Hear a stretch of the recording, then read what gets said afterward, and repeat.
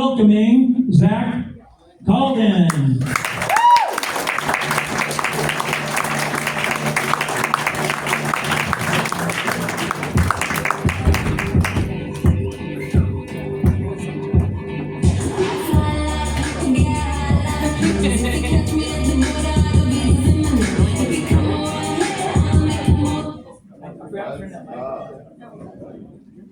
You forgot to turn the mic on? This is my first time using the cordless mic. It's like something I found in my mom's clock drawer when I was a kid. So he said he was like afraid of quicksand when he was a kid. One thing I thought was going to happen more when I was a kid was people were going to offer me drugs. I mean, not that it hasn't happened, but just not as much as the DARE officer told us. I actually got high and went to my nephew's DARE graduation the other month, end of last school season, I guess. School year, whatever, dude. And this is the same cop teaching them DARE that taught me and my friends DARE, and his success rate is whoa, dude. Get him out of there. Get a new cop in there.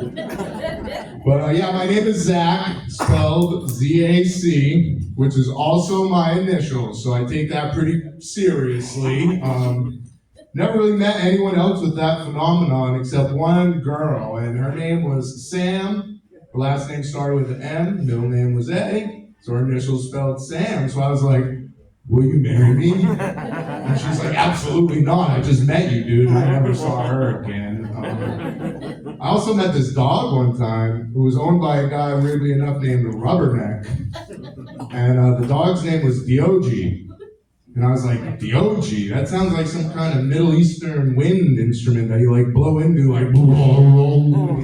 How do you spell that? D-O-J-E-E? He's like, D-O-G. Dog. I was like, oh shit. So I met a dog whose initials were its name, and it also was not romantically interested in me.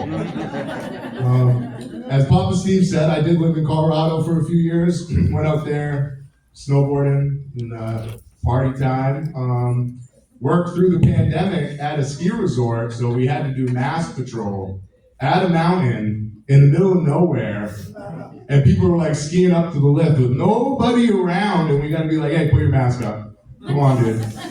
And we got a lot of fiery responses. People hated that stuff. Patrol had to get involved, but the best one was on New Year's Day, and me and my homie Cam are working the lift, and Cam now, he was the Acid Connect.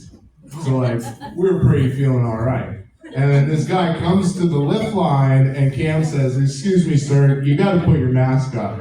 The guy looks at Cam and says, I'd rather eat your cum than wear a mask. So I look at Cam, and I'm like, dude, did he just say what I think he said? And the guy gets on the chair, and he's 10 feet out and 10 feet up. I'm like, Cam, stop the lift. So he stops the ski lift. And I don't know if you've been on a lift, but once you're 10 feet out and 10 feet up, you ain't getting off that lift. So now it's stopped. And the guy's flipping out, what are you doing down there? I'm like, Cam, go inside. So Cam walks to the shack, and I'm like, oh, he's just going to go get you some cum. Don't worry about it. It'll be just 35, 40 seconds. And then we didn't give him any cum because that would have just been, we both would have lost our jobs and probably got arrested, but we made him sweat it out for a minute. As I said, Cam was the Acid Connect, so we did a lot of that out there. I don't know if you've ever been to a grocery store on acid. Probably not by the looks of you guys, but that's okay. If you ever get the chance, try it out. There's so much going on in there. The first thing I came to one day when I went into a grocery store on acid was a shuck your own corn station, with the barrel and the corn, and I just started shucking with no intention of buying any corn. And then some guy comes up to me, he's like, dude, what are you doing? I'm like, I'm just shucking corn, brother. He's like, those are bananas. So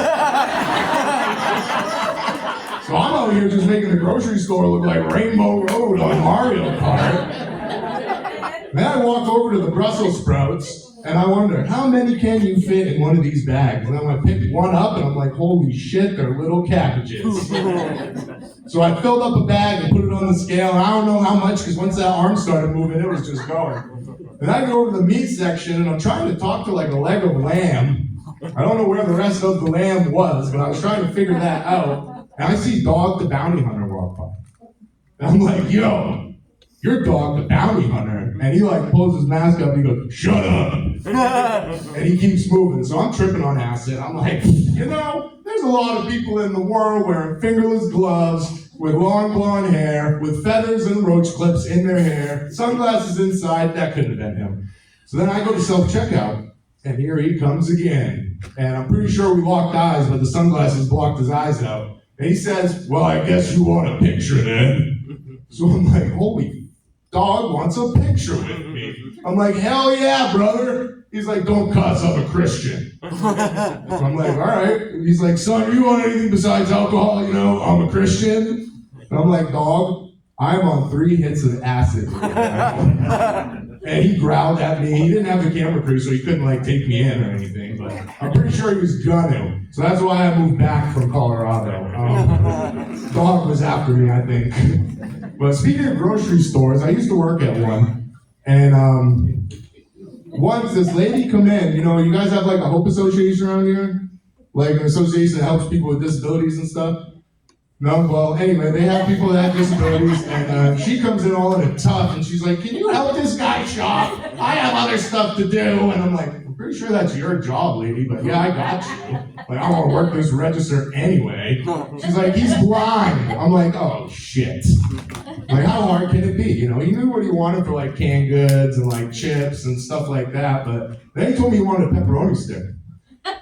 So I was like, all right, what kind? He's like, I don't really know, let me feel them. So I'm like, all right. So I take the Brigford out and I let him try that one out. He's like, no, that one's too soft. So I get the Oberto, and he's like, no, that one's too hard. So now I'm 15 minutes into my break. So I just put my dick in his hand. And then he just started giving me the best hand job I've ever had in my life. And at that point, my boss came around the corner and was like, what is going on here? I'm like, I'm trying to take my break, dude. He's like, my office. So we go in the office. It's me, the blind guy, that lady that dropped him off, and the manager of the store. And he's like, what was that about? I'm like, ask her. She's the one who made me help this blind guy shop. She looks at me, pale face, and says, I never said he was blind. I said I was in a bind. First time I've ever been winked at by a blind guy. Another time I was working in that grocery store, and we had the register where like you sell groceries on this side and lottery tickets on that side. And like I'm busy selling groceries, so I don't really catch on at first. But from that side, I know I'm like a 6 in Rumford, but I hear, Miss, excuse me, miss, and I'm like selling groceries, talking shit over here, and then I'm like, what is miss? And I, miss? This dude wished he was that blind guy that gave me a hand job. Like, first time I ever heard a Mart cart peel out. It was like, bang! And then it didn't go any faster, and that was the most awkward, like, 5 seconds. That old man calling me miss, and I tried to give him a kiss, and he just kept going.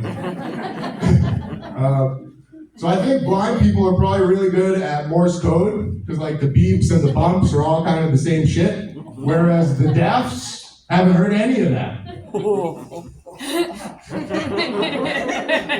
Nice. I don't work at a grocery store anymore. I work at a weed store, like obviously. But I found out working at the weed store, I can actually upsell shit, because obviously you get stuff from me that you didn't know you needed at a weed store. At a grocery store, people would come to me with like fruits and vegetables and shit, and be like, you got any recommendations? And I'd be like, you guys ever try chips? There's like a whole aisle of them. Like, no one's gonna buy shit off a guy that looks like me when it comes to food recommendations. But if you want to smoke some weed, after this set, I'll see you outside. You guys like driving at night? Yeah. No? All right, then why do you do it? Like, I love driving at night. Get off the road! How they're trying to commit crimes like the rest of the criminals at night. One night I was driving, and this car is coming at me with its high beams on, and there's a car behind me. Well, I think it's up to me in the order of operation to like, flick, hey man, your high beams are on, turn them off. Well, a guy behind me took it upon themselves to do it first. So I'm getting double penetrated by high beams, and like going blind as a bat. And I had this thought about one of my buddies who used to tell me his girlfriend had all 4 holes. And I was like, what do you mean all 4 holes? Where's the 4th hole? Is she some kind of X-Man? And he's like, he would not elaborate. He just kind of walked away. So I looked it up. Turns out the 4th hole's on him. So if your buddy's talking about a girl that does all 4 holes, he's getting pegged. And he's way closer to being an X-Man than you know about.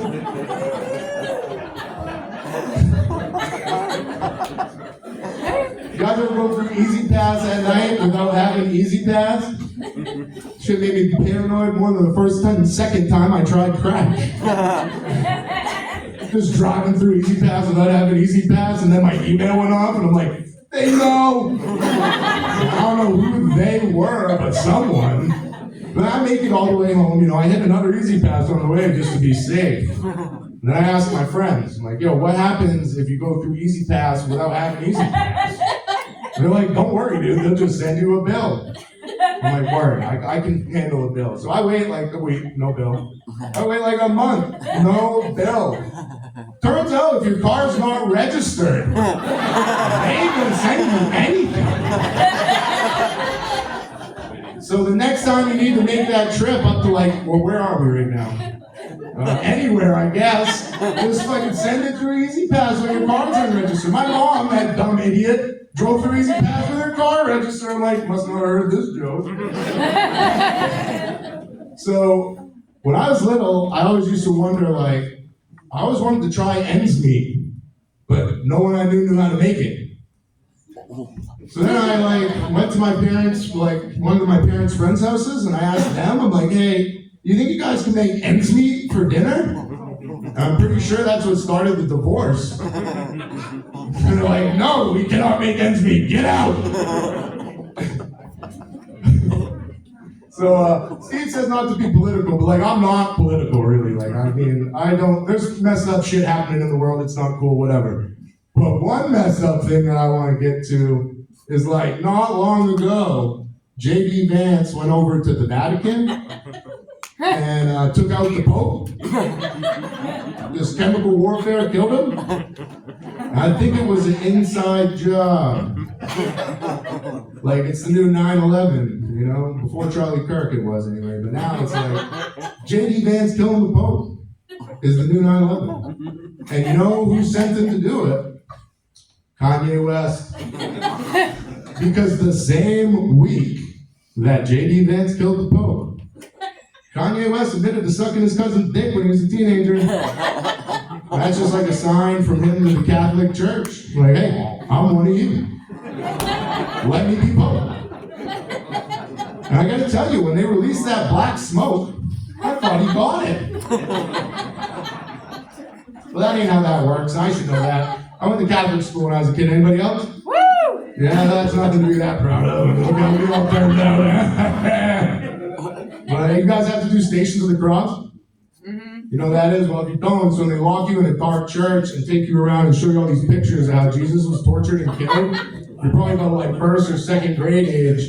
And anyway, they locked me in the class in church, and the teacher's like, all right, class, we're going to tell you about the story of how Jesus got killed. And one of my buddies that also licks the windows on the bus was like, machine guns! And then my other buddy who started smoking when we were 8 was like, it wasn't machine guns, dumbass, it was heroin. Look at the guy on the cross. Oh my God. All right, I'm going to leave you with this one. This is how political I'm not. So I didn't even vote serious until the latest election. I could vote for the first time in 2004. And I voted for Chris Benoit, the old WWF wrestler. Yes. I don't know if you know what he did during the term he would have served when he was president if he won, but killed his wife, his son, and himself. But the thing that was really holding him back was he was Canadian. And Canadians can't be president. And then, in 2008, I voted for Macho Man Randy Savage. And he had a heart attack while driving his car during the term he would have served had he won president. 2012, I voted for the Ultimate Warrior, and as you can guess, he didn't make it through the term he would have served had he won either. In 2016, things got a little crazy, so I took a break from voting. You know, I think I saved Hacksaw Jim Duggan's life. I was pretty sick of killing all my favorite wrestlers. And then in 2020, I wrote, fuck Trump. And a bullet almost got me. So I realized that I just wrote like Trump, Hillary Clinton, and Joe Biden in instead of those 3 wrestlers. We'd have 3 dead politicians, and those wrestlers would still be alive. And after recent developments, had I voted for Hulk Hogan in 2004, he still would have died a fucking hero.